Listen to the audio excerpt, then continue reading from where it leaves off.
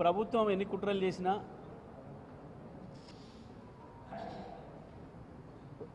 రైతుల్లో ప్రజల్లో వస్తున్న వ్యతిరేకతను అణిచిపెట్టాలనుకొని కొన్ని చిల్లర ప్రయత్నాలు చేస్తూ ధర్నాలు ఇతర రకాల పద్ధతుల్లో ప్రజలు వాళ్ళ నిరసన చెప్పదలుచుకుంటే కూడా దాన్ని అడ్డుకునే విధంగా వివిధ పార్టీల నాయకులకు సంబంధించిన సమావేశాలను కూడా అడ్డుకునే విధంగా వివిధ ఆంక్షలు విధిస్తూ సంవత్సరం కాలంగా ఒక అప్రకటిత ఎమర్జెన్సీలో ఈ రాష్ట్రాన్ని నడుపుతుంది. ఒకవైపు ప్రజల తిరుగుబాటు, ఈ ప్రభుత్వం పైన ప్రజలకున్న అభిప్రాయం స్పష్టంగా చెప్పారు ప్రజలు 3 రోజులుగా జరుగుతున్న గ్రామ సభల్లో. అక్కడ బీఆర్ఎస్ పార్టీ ఎక్కడ మేము ఎటువంటి పిలుపునివ్వలేదు, మా కార్యకర్తలు మా నాయకులు ఎవరు కూడా పోయి అక్కడ నిరసనలు చెప్పలేదు. ఈ ప్రభుత్వ వైఫల్యాల్ని ప్రజలే ఎండగడుతున్నారు. వీళ్ళు ఇచ్చిన 6 గ్యారంటీలు 420 హామీలను ప్రజలు నిలదీసి అడుగుతున్నారు. ఇటువంటి సందర్భంలో ఇచ్చిన హామీలు నెరవేర్చకపోగా ఇంకా ఇతర కొత్త పద్ధతులు ప్రజల సొమ్మును దోసుకోవడానికి ప్రభుత్వం చేస్తున్న కుట్రల్ని తిప్పికొడుతూ ప్రజలు ఎక్కడికక్కడ స్వచ్ఛందంగా వాళ్ళే వివిధ కార్యక్రమాలు నిర్వహిస్తూ ఉన్నారు. మరి ఈ సందర్భంలో తప్పకుండా ప్రతిపక్ష పార్టీగా, తెలంగాణను తెచ్చిన పార్టీగా మా బాధ్యత ప్రజల వైపు నిలబడడం అనేది. పోరాటాలకు సిద్ధపడ్డ ప్రజలకి నాయకత్వం వహించాల్సిన బాధ్యత ప్రధానమైన ప్రతిపక్షంగా మా పైన ఉంది. ఒకవైపు ఆశ్చర్యంగా భారతదేశంలో పార్లమెంటుకు పోటీపడే కాంగ్రెస్ బీజేపీలు తెలంగాణలో ఇద్దరు ఒకటై ప్రజాశత్రువులుగా పనిచేస్తూ ఉన్నారు. ప్రభుత్వంలో ఉన్న కాంగ్రెస్ పార్టీ నాయకులు, మంత్రులు దోసుకునే దాంట్లో వాటాల కొరకు కొంతమంది బీజేపీ నాయకులు కూడా తాపత్రయపడుతున్నారు. దుర్మార్గంగా ప్రజలకు వ్యతిరేకంగా తీసుకుంటున్న నిర్ణయాలను కూడా కొంతమంది సమర్థిస్తున్నారు, ఎంపీలు కావచ్చు, ఎమ్మెల్యేలు వ్యక్తిగతంగా కూడా. మరి ఈ పరిస్థితులలో తెలంగాణ రాష్ట్ర ప్రజలకి, తెలంగాణ రాష్ట్ర ప్రయోజనాలను కాపాడడానికి పెద్ద దిక్కు కేసీఆర్ గారే బీఆర్ఎస్ పార్టీని, గులాబీ జెండానే. కాబట్టి దాంట్లో భాగంగా, కర్తవ్యంలో భాగంగా మేము ఏ రైతాంగం అయితే అత్యంత దారుణంగా మోసపోయిందో కాంగ్రెస్ పార్టీ చేతిలో, ఆ రైతాంగం స్వచ్ఛందంగా వాళ్ళు పోరాటాలకు సిద్ధపడి ముందుకు వస్తున్నప్పుడు వారికి నాయకత్వం వహించి వాటిని ఒక దారిలోకి తీసుకొని పోవాల్సిన అవసరం ఉంది. దాంట్లో భాగంగా మా BRS party working president KTR గారిని ముఖ్య అతిథిగా ఆహ్వానించుకొని నల్గొండ జిల్లా రైతాంగం వాళ్ళ నిరసనని తెలియజేసుకున్నారు. రుణమాఫీ విషయంలో కావచ్చు, రైతు బంధు, రైతు భరోసాల విషయంలో కావచ్చు, బోనస్ విషయంలో కావచ్చు, విద్యుత్ కోతల విషయంలో కావచ్చు, మళ్ళీ పాత పద్ధతుల్లో విత్తనాలు, ఎరువులు రైతులకు దొరకకుండా చేసిన ఈ దుస్థితి పైన కావచ్చు, పోరాటానికి సిద్ధపడి మేము వస్తాం నల్గొండ క్లాక్ టవర్ దగ్గరికి, కేటీఆర్ గారిని ఆహ్వానించండి అని చెప్పి జిల్లా రైతాంగం కోరుతున్న సందర్భంలో మేము ఈ కార్యక్రమాన్ని నిర్వహించుకోవడం కొరకు ఈ నెల 12వ తారీఖునే చేయాలనుకున్నాం. కానీ ఆనాడు జిల్లా పోలీస్ యంత్రాంగం కోరిన కోరిక మేరకు 21వ తారీఖు కూడా మేము వాయిదా వేసుకున్నాం.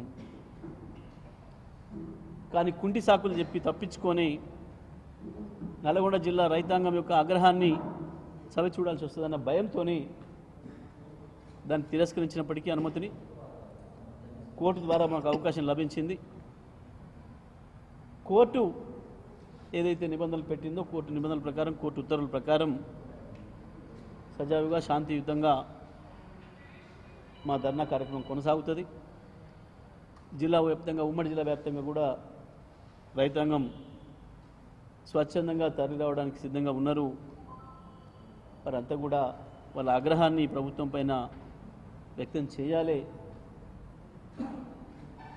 అనే దాంతో చూస్తూ ఉన్నారు. తప్పకుండా మేము 28వ తారీఖు నాడు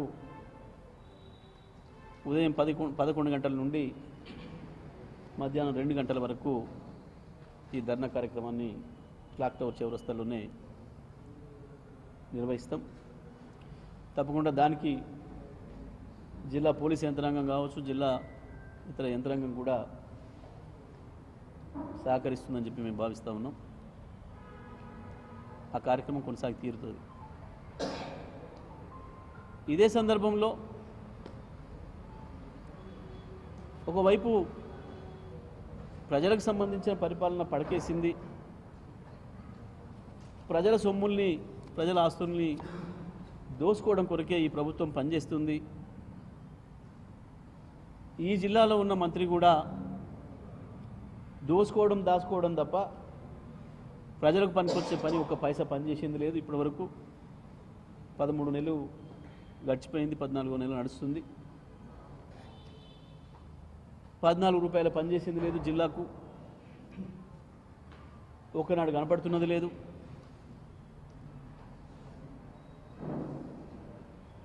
రైతాంగాన్ని నట్టేట ముంచి మిల్లర్ల దగ్గర, దళారుల దగ్గర వందల కొద్ది రూపాయలు దొబ్బి, కోట్ల రూపాయలు దొబ్బి, మద్దతు ధర కూడా రైతాంగానికి లభించకుండా చేసి జిల్లా రైతాంగానికి దాదాపు 1000 కోట్లు నష్టం కావడానికి కారకుడైండు ఈ జిల్లా మంత్రి వెంకటరెడ్డి. మరి ఇటువంటి పరిస్థితులలో రైతాంగం ఎదురై అడిగితే కూడా కనపడు, ఎప్పుడన్నా ఎక్కడికన్నా వస్తే రైతాంగం ప్రశ్నిస్తే ఎదురుదాడి చేసే ప్రయత్నం, బీఆర్ఎస్ పార్టీ నాయకులపైన, కార్యకర్తలపైన కాంగ్రెస్ వాళ్ళతో దాడులు చేయించడం, పోలీసులతో అక్రమ కేసులు పెట్టించడం, ఈ పని మాత్రమే చేస్తున్నాడు తప్ప ఇంకొక పని లేదు. నల్లగొండకు రూపాయి తెచ్చింది లేదు ఇప్పటి వరకు. భూపాల్ రెడ్డి గారి నాయకత్వంలో ఆనాడు కేసీఆర్ గారు ఏదైతే ఇచ్చిన మాట మేరకు నల్గొండను అభివృద్ధిలో ముందుకు తీసుకుపోలే, నల్గొండ రూపురేఖలు మార్చాలని చెప్పి తెచ్చిన పనుల్ని కనీసం కొనసాగిస్తలేడు. ఉత్త కోతలు, ప్రగల్భాలు తప్ప ఎక్కడ కూడా చేతలు లేవు. పదవిని కాపాడుకోవడానికే తాపత్రయం తప్ప ఇంకొకటి కనబడతలేదు. జిల్లా ప్రజలందరూ కూడా గమనించాలి ఏం జరుగుతుంది. నమ్మి నానబెడితే ఏదో ఏదైనా పద్ధతుల్లో కాంగ్రెస్ చేసిన మోసాలు, ఈ జిల్లా మంత్రి చేస్తున్న మోసం, దీన్ని అన్నిటికీ నిరసనగా పెద్ద ఎత్తున రైతాంగం స్వచ్ఛందంగా ఈ ధర్నా కార్యక్రమంలో పాల్గొనాలని చెప్పి కూడా మేము విజ్ఞప్తి చేస్తూ ఉన్నాం.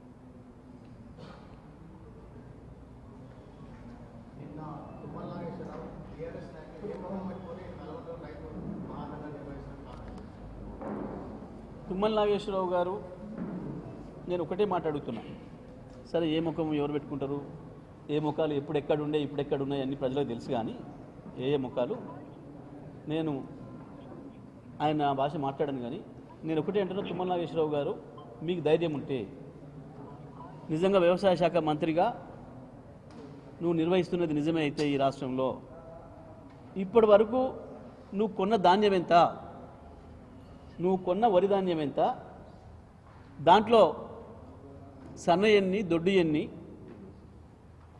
నువ్వు మొత్తం కొన్న ధాన్యానికి చెల్లించిన డబ్బులెన్ని, రైతాంగానికి బోనస్ రూపంలో చెల్లించిన డబ్బులెన్ని లెక్క చెప్పు అని అడుగుతున్నా. గంత ఇంకెక్కువ అడుగుతలేను నేను. వాస్తవానికి అది ఒక చిన్న అధికారి చెప్పాల్సింది, కానీ అధికారులు భయపడుతున్నారు.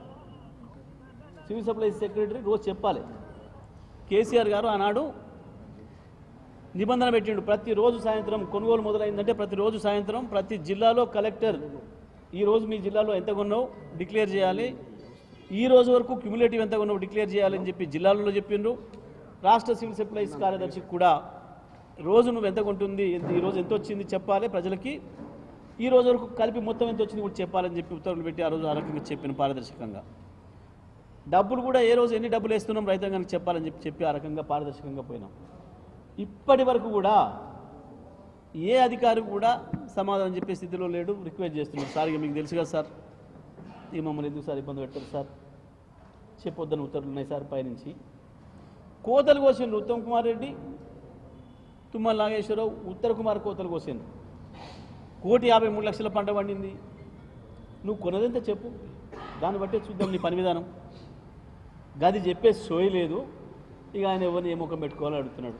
ఏ ముఖం పెట్టుకొని వస్తుంది టీఆర్ఎస్ అంటే, భారతదేశంలో వ్యవసాయ రంగానికి ధైర్యం ఇచ్చి వ్యవసాయ రంగాన్ని నిలబెట్టిన ఏకైక ప్రభుత్వంగా కేసీఆర్ నాయకత్వంలో నడిచిన ప్రభుత్వంగా మళ్ళీ రైతాంగం దగ్గరికి వస్తున్నాం. మీ చేత ద్రోహానికి గురై, మీ చేత మోసానికి గురైన రైతాంగం ఏదైతే తిరుగుబాటు సిద్ధపడుతున్నారో ఆ తిరుగుబాటు ముఖాలను ఇంటి పెట్టుకొని వస్తున్నాం. మేము ప్రపంచంలోనే ఎక్కడ లేని విధంగా రైతు బంధు విధానాన్ని ప్రవేశపెట్టిన మునగాని పార్టీగా ముందుకు వస్తున్నాం, ప్రజల ముందుకు వస్తున్నాం. మేము మీలాగా దొంగలం కాదు. ముఖం పారిపోయింది మీరు, ప్రజలు రైతులను చూసి పారిపోతున్నది, ఉత్సవోసుకొని పారిపోతుంది మీరు. మాట్లాడడానికి కొంచెమన్నా సిగ్గుండాలి. ఏ ముఖం పెట్టుకొని వస్తున్నామా? ఏ ముఖం పెట్టుకొని వస్తున్నామంటే, మీ ముఖాలకు సర్వనాశనం చేసి కృష్ణా గోదావరిలో ఆంధ్రకు అప్పచెప్తే ప్రతి చుక్క నీటిని తెలంగాణ పొలాలకు మళ్లించి 40 లక్షల మెట్రిక్ టన్నుల ఉత్పత్తి ఉన్న ధాన్యాన్ని 3 కోట్ల టన్నులకు పెంచిన కేసీఆర్ ముఖాన్ని పెట్టుకొని వస్తున్నాం రైతాంగంలోకి.